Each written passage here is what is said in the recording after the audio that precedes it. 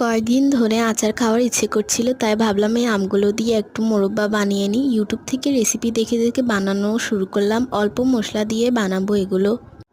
এর জন্য তেজপাতা, গরম মশলা, লাল মরিচ, লবণ নিয়ে নিয়েছি। আর এগুলো আমি 2 দিন আগে বানিয়ে রেখেছি। 3 প্লেট বানিয়েছি, শুকিয়ে যাবে কিছুদিনের মধ্যে। আর 5 মিনিট পরে এসে দেখলাম যে এগুলো ভালোভাবে ফুটিয়ে গিয়েছে। তো নাড়িয়ে দিলাম। নাড়িয়ে দেওয়ার পর আমি একটু ছাদের দিকে যাচ্ছিলাম, কিন্তু ভাবলাম ছাদে না গিয়ে আমার বারিন্দার বাগানটা একটু তোমাদেরকে দেখিয়ে দিই যে বৃষ্টি হয়েছে। আর 2টা নতুন গাছ অ্যাড করছে, একটা গেন্দা, একটা নয়নতারা।